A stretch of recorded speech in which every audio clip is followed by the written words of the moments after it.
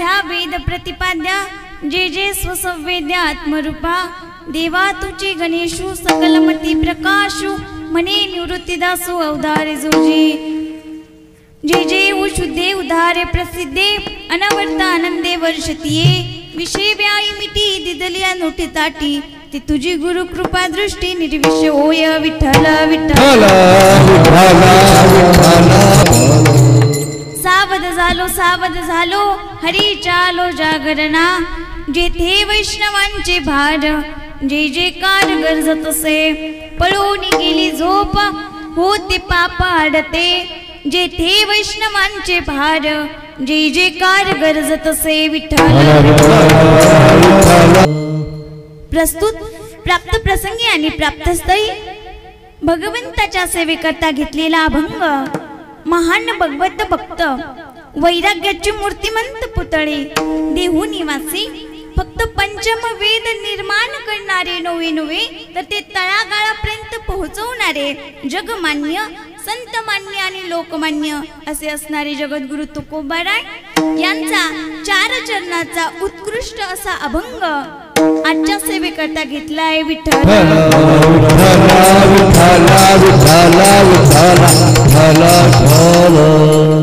या ठिकाणी थोडासा परिहार द्यायचा तो म्हणजे असा की पवित्र नाम पवित्र या सराठी अंतरवालीमध्ये चालत असलेले हे हरी कीर्तन आणि या हरी कीर्तनामध्ये आय थिंक आज माझं 231 कीर्तने आणि हे कीर्तन करण्याची सेवा आज मला प्राप्त झाली ही मी माझं परम भाग्य समजते। मज पामराय काय थोरपण पायीची वाहन पायीवरी किंवा सेवी लागे सेवक झालो तुमच्या लागलो निज चरणा विठ्ठल विठ्ठल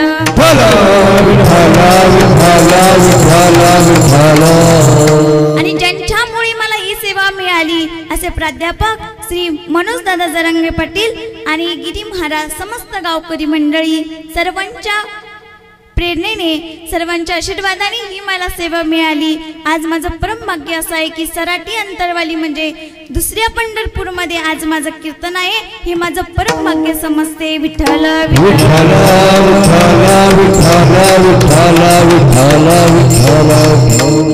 कीर्तनाला सुरुवात करण्यापूर्वी छत्रपती शिवाजी महाराजांना मानाचा मुजरा करते तसेच जरंगे पाटीलांना मानाचा मुजरा करते आणि माझ्या कीर्तनाला सुरुवात करते विठ्ठल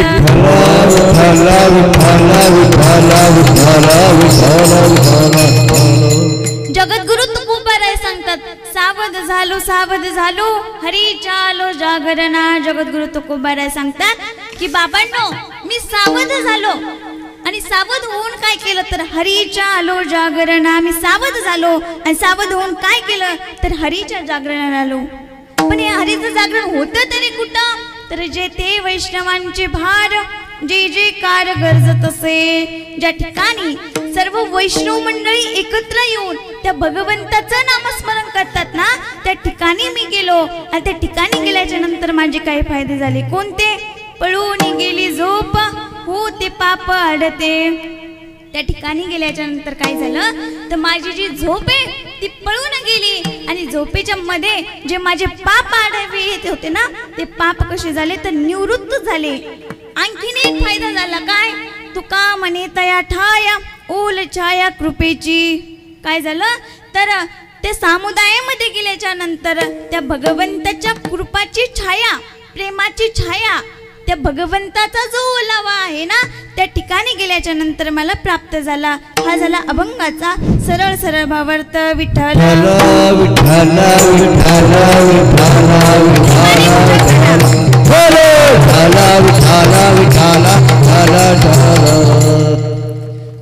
महाराज सांगतात की सावध झालो पण नेमकं सावध झाले पण कशातून तर जगद्गुरु तुकोबाराय सांगतात की मी संसाराच्या उपाधीतून जागृत झालोय। संसाराची उपाधीतून जागृत होणं मग काय महाराज तर समाजामध्ये 2 प्रकारचे वर्ग पडतात। पहिला वर्ग असा आहे की तो या समाजाला खरं मानतो या संसाराला खरं मानतो असा पहिला वर्ग आहे। त्याला एकच माहिती असतं ल्यावे खावे बरे असावे सदैव हेच करी हाव संसारिक असा पहिला वर्ग आहे। पण मात्र दुसरा वर्ग असा आहे की त्याला माहिती की हा संसार कसा आहे तर खोटा आहे नवे नवे तर माऊली ज्ञानोबा सांगतात, लटिका व्यवहार सर्व हा संसार, वाया येर झार हरी विन विठ्ठल विठ्ठल.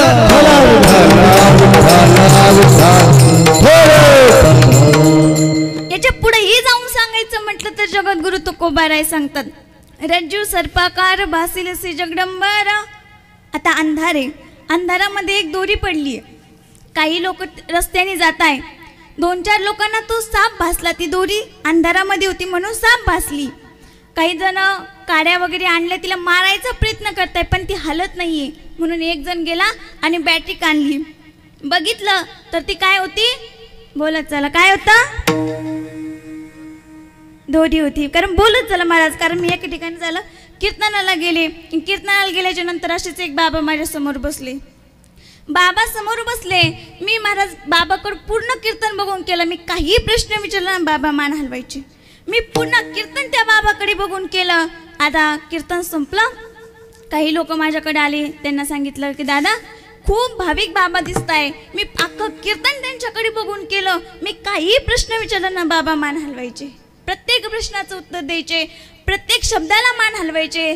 त्यांनी सांगितलं ताई तुमचा हा गोड असा गैरसमज आहे. कारण त्यांना बाबांना ऐकूच येत नाही म्हणून बाबा तुमचं कीर्तनच ऐकू शकत नाही. विठ्ठल विठ्ठल. तसा कोणाचा प्रॉब्लेम नाही ना म्हणून बोलत चला.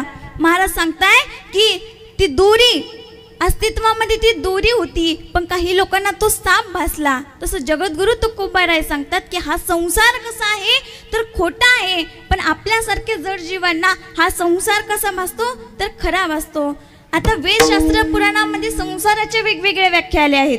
त्याच्यामध्ये सांगतात संसार इति संसार हा, ज्याच्यामध्ये नेहमी परिवर्तन होते त्याचं नाव संसार आहे. नव्हे तर आद्य गुरु शंकराचार्य सांगतात की पुनरपि जननम पुनरपि मरणम पुनरपि जननी जठरे शयनम य संसार खलु दुस्तारे कृपया पारे पाहे मुरार भज गोविंदम भज गोपालम. जन्माला येणे आणि मरणे याचं नाव संसार आहे. किंवा माऊली ज्ञानोबा सांगतात की देह आणि देवावर अवलंबून असणाऱ्या पदार्थांना संसार म्हणतात. याच्यासाठी माऊली ज्ञानोबा एक ओवी खर्च करतात. तरी देहादिक हे संसार आहे सगळी मांडीली का खुंपी रे ते तर नातुंडे तो वागोरे वारा जैसा. देह आणि देवावर अवलंबून असणाऱ्या पदार्थाचं नाव काय, बोलत चला काय, संसार. नवे तर एक सुंदर अभंग आहे आणि माऊली ज्ञानोबा त्याच्यामध्ये या तिहाला संसार म्हणतात. ए साथी आलिया उळंग शारंग धरू नाही तरी संसार जाईल रया. या देहाचंच नाव संसार आहे. किंवा भगवंत गीतेमध्ये सांगतात ऊर्ध्व मूल मद शाख मश्वतम प्राहुरव्ययम विठ्ठल विठ्ठल.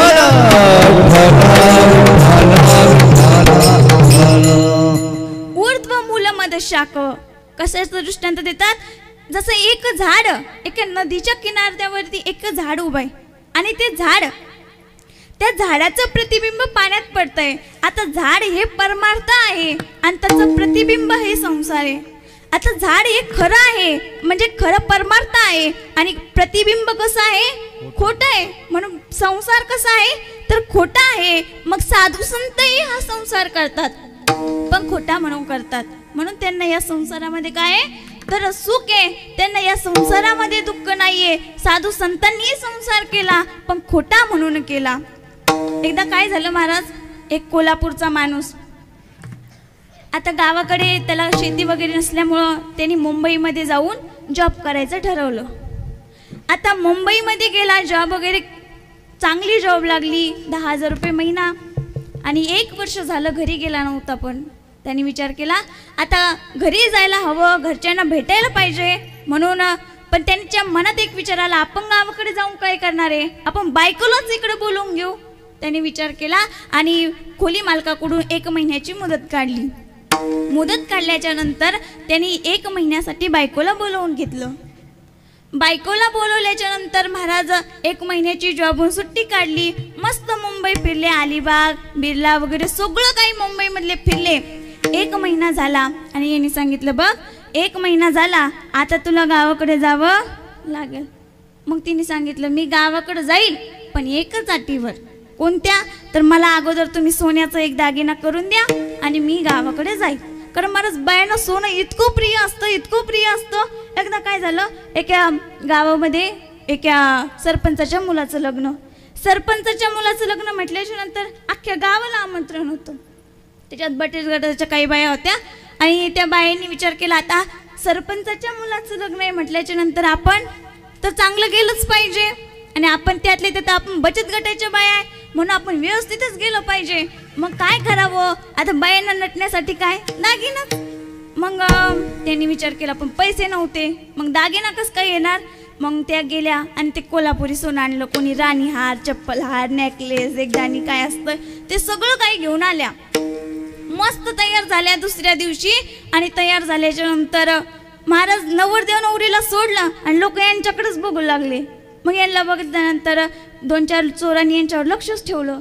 मग असं मध्यरात्री गेल्या. मध्यरात्री त्यांनी स्पेशल एक रिक्षाच केली होती. रिक्षावाला पळून गेला. चोरांनी त्यांची गाडी पकडली. गाडी पकडल्याच्या नंतर त्यांनी सगळं सोनं बायांकडचं काढून घेतलं. त्याच्यातली अध्यक्ष होती ना, एवढी हुशार होती, ते थोडंसं दूर गेले चोर.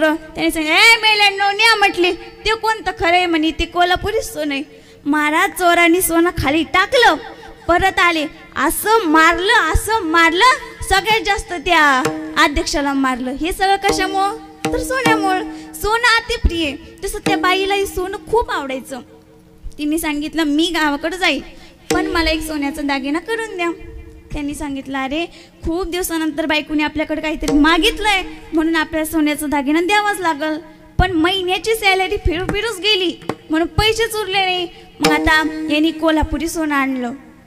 काही चप्पल हार असतोय ते कसला, ते चप्पल हार आणला आणि तिला दिला. ते दिसायला 4 तोळ्याचा दिसत होता, पण होता 100 रुपयाचा. दुसऱ्या दिवशी ती गावाकडे निघाली. सगळं साडी वगैरे घातली, दागिना घातला. त्यांनी सांगितलं, अगं दागिना घालू नको, मुंबईत खूप चोर असतात. त्यांनी सांगितलं, नाही आता काय मुंबईत नाही घालणार तर काय तिकडं झाडाझुडपांना दाखवणार आहे का मी सोनं, इथंच घालणार. मग म्हणे ठीक आहे. घातलं, सोनं घातलं आणि रेल्वेमध्ये जात असताना महाराज तिचं हार चोरीला गेला. रडू लागली, बेशुद्ध पडली आणि त्यांनी थंड पाणी आणलं, तोंडावर शिंपडलं. चांगली शुद्धीवर आली आणि आता सांगितलं, आता मी मरणार आहे, मी रेल्वे पटरी खाली जीव देणार आहे म्हणली. तुम्ही म्हटले होते की दागिना घालू नको, पण मी घातला. आता 4 तोळ्याचं आपलं नुकसान झालंय म्हणून आता मला जीव द्यायचा आहे. त्याने सांगितलं, अगं तो 4 तोळ्याचा नव्हता, तो फक्त 100 रुपयाचा होता. दृष्टांत संपला, पण सिद्धांत काय हो? त्या माणसाला माहित होतं की दागिना कसा आहे, खोटा आहे, म्हणून तो हसत होता, त्याला दुःख नव्हतं. पण बाईला माहित होतं की दागिना कसा आहे, 4 तोळ्याचा आहे, सोन्याचा आहे, म्हणून जीव द्यायला निघाली. दुःख तिच्या जीवनामध्ये झालं. तसंच हा संसार साधू संत करतात, पण खोटा म्हणून करतात, म्हणून त्यांच्या जीवनामध्ये काय आहे तर सुख आहे. आणि आपल्यासारखे जड जीव हा संसार खरा म्हणून करतात, म्हणून आपल्यासारखे जड जीवांच्या जीवनामध्ये काय आहे तर दुःखच दुःख आहे. विठ्ठल विठ्ठल.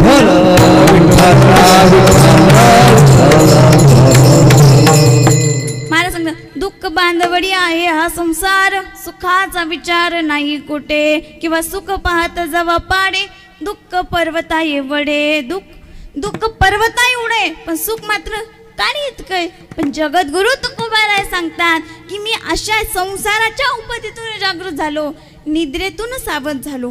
आता निद्रेतून सावध होणं काही विशेष गोष्ट आहे का? आपण जर सहज झोपलो, झोपेतून आपल्याला एखादा आवाज दिला तर आपण सहजपणे उठतो. निद्रेतून जागा होणं काही विशेष गोष्ट आहे का? नाही. पण जगद्गुरु तुकोबाराय सांगतात की आपण दररोज झोपतो उठतो, ह्या निद्रेतून जागृत नाही झालो तर अज्ञानाच्या निद्रेतून मी सावध झालो. आणि महाराजांनी इथं निद्रेचे 5 प्रकार सांगितले. पहिला व्यवहार निद्रा, दुसरा विकार निद्रा, तिसरा अज्ञान निद्रा, चौथा ब्रह्म निद्रा आणि 5वा आहे असक्ती निद्रा. विठ्ठल विठ्ठल.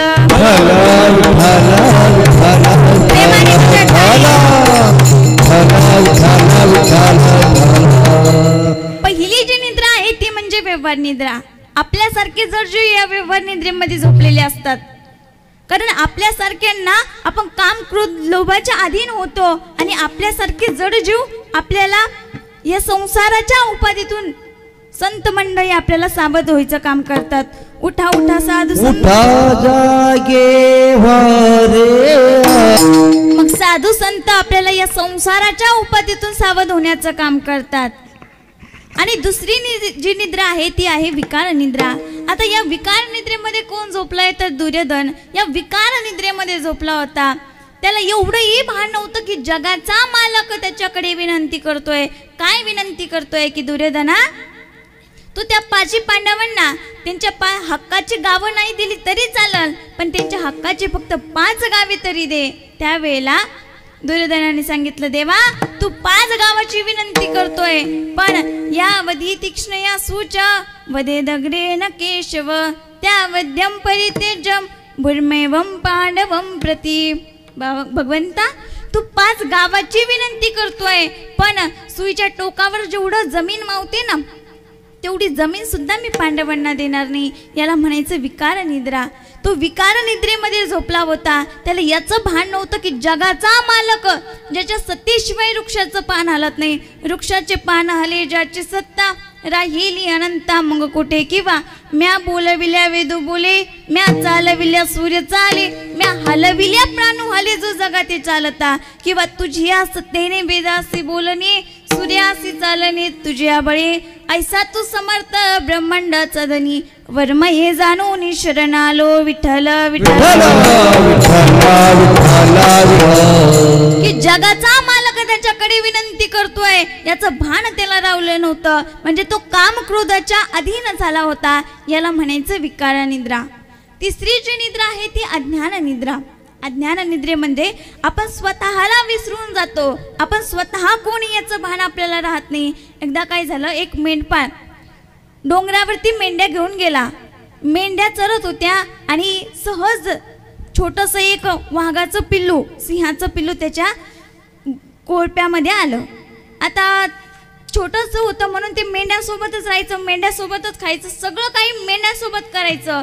ते स्वतः विसरून गेलं होतं की मी कोण आहे, जंगलाचा राजा आहे. तो स्वतःला विसरून गेला होता. म्हणून त्याने काय केलं तर त्यांच्यासोबत राहू लागला. एक दिवस मेंढपाळ मेंढ्या घेऊन डोंगरावरती गेला आणि तेवढ्यात एक वाघ त्यांची शिकार करण्यासाठी आला.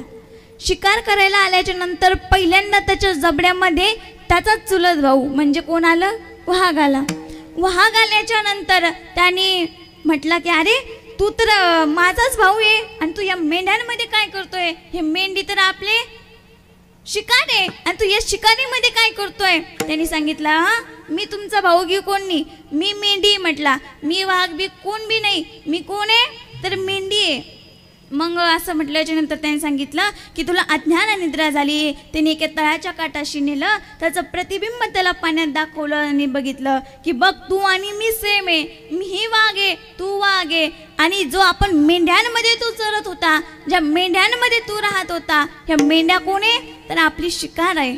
म्हणून आपलं कोण आहे, आपण कोण आहे तर जंगलाचा राजा आहे. तेव्हा त्याला अज्ञान निद्रेतून सावध केलं. याला म्हणायचं अज्ञान निद्रा. अज्ञान म्हणजे स्वतःला विसरून जाणे. झाली तिसरी निद्रा. आता चौथी जी निद्रा आहे ती म्हणजे ब्रह्मनिद्रा. ब्रह्मनिद्रेमध्ये माणूस हे माझं आहे, मुलगा माझा आहे, बायको माझी आहे, संसार आहे, सगळं काही, याला काय म्हणायचं ब्रह्मनिद्रा. एकदा काय झालं, एक आजोबा खूप पैशावाले होते. आता नोकरीवरून रिटायरमेंट झाल्याच्या नंतर महाराज एक मोठा बंगला बांधला, प्रत्येकाला वेगवेगळ्या खोल्या. 4 मुलं होते, 4ही मुलाचे लग्न झाले. 4ही मुलाचे लग्न झाल्याच्या नंतर एक दिवस बाबा बाजाराला निघाले. छोट्या मुलाचा छोटा मुलगा म्हणजे बाबांचा नातू त्यांच्या मागं लागला, बाबा मलाही बाजारात यायचंय.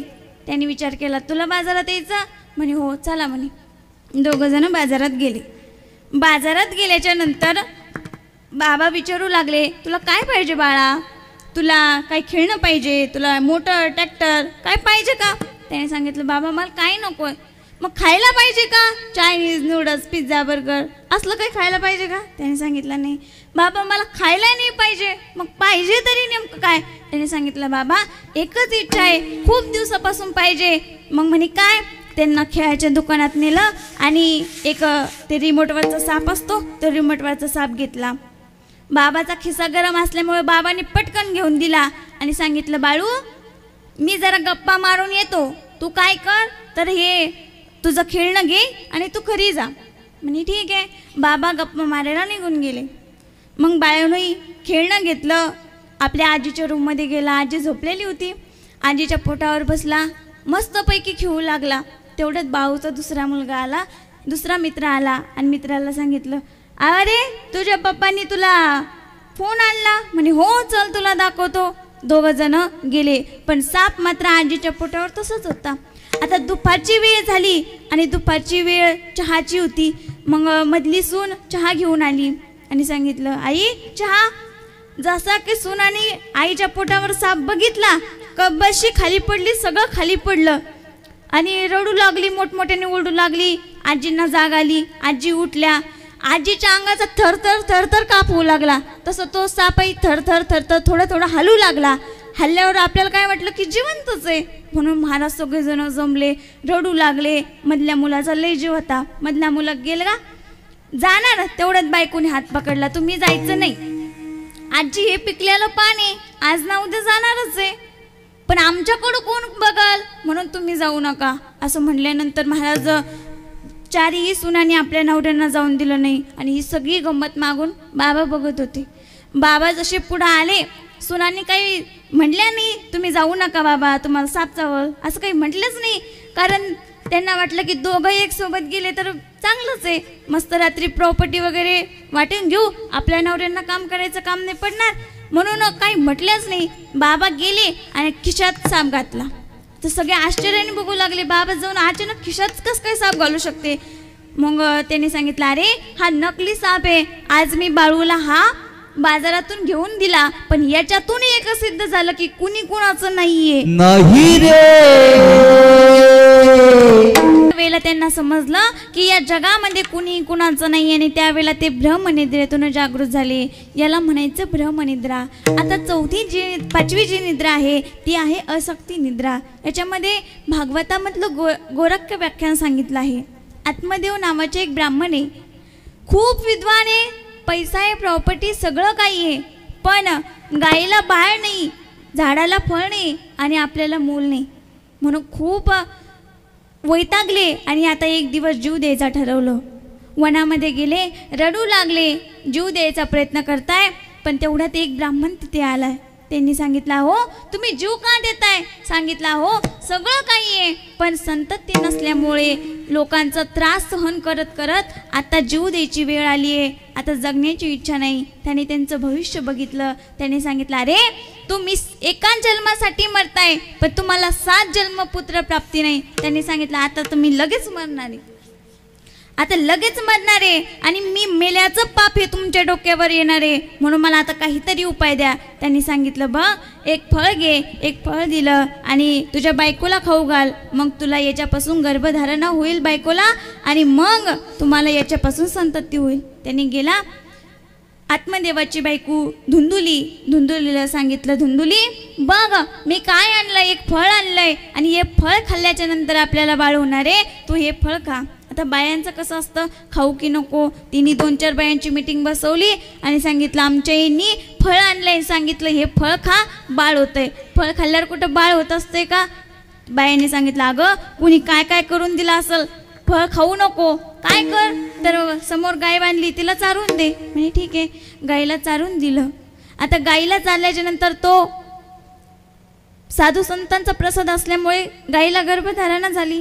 आणि मग आता आमच्या यांनी विचारलं, फळ कुठं गेलं तर काय, म्हणे खाल्लं सांगायचं, पण त्याचा परिणाम बघ. त्याची बहीण लय हुशार होती. तिची बहीण म्हणाली, बघ ताई माझ्या घरी खायला खूप आहे पण खाणारे नाही आहे, आणि तुझ्याकडे खाणारे खूप आहे पण खायला नाही आहे, पण एक काम कर, मला ही बाळ होणार आहे, पण मी मागच्या दारावरून तुला आणून देते. कोणी विचारलं तर मी सांगल मेलं आणि तू सांगायचं झालं. आपल्या गोष्ट आपल्या दोघींनाच माहिती. म्हणे ठीक आहे. 9 महिने 9 दिवस गेले, बाळ झालं. हिने मागच्या दरवाजातून आणून दिलं. त्याचं नाव धुंदुकारी ठेवलं आणि इकडे गाईला फळ खायला दिलं. त्यांनाही बाळ झालं, गाईलाही, पण त्याचे कान हे गाईच्या आकाराचे असल्याने त्याचं नाव गोकर्ण ठेवण्यात आलं. दोघंजण सोबत वाढू लागले.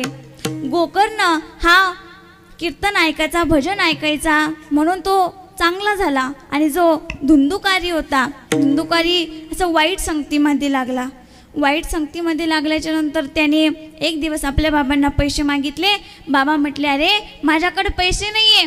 त्याने बाबांची कॉलर पकडली, बाबांच्या 2 कानाखाली दिल्या. बाबांना पश्चाताप झाला, या संततीसाठी मी जीव द्यायला निघालो, पण यांनीच आज माझी कॉलर पकडली. त्यावेळेला तो गोकर्ण आपल्या बापाला उपदेश करतोय आणि सांगतोय की बाबा तुम्ही वनामध्ये जा आणि वनामध्ये जाऊन तुम्ही काय करा तर दशमस्कंदाचा अभ्यास करा, दशमस्कंदाचं नामस्मरण करा आणि आपल्या जीवनाचा उद्धार करून घ्या. त्यावेळेला आत्मदेव वनामध्ये जातात, दशमस्कंदाचा अभ्यास करतात आणि आपल्या जीवनाचा उद्धार करतात. याला म्हणायचं अशक्ती निद्रा. मग जगद्गुरु तुकोबाराय सांगतात की बाबांनो, मी या सर्व उपाधीतून जागृत झालो आणि सर्व उपाधीतून जागृत होऊन काय केलं, अभंगाचं प्रथम चरण.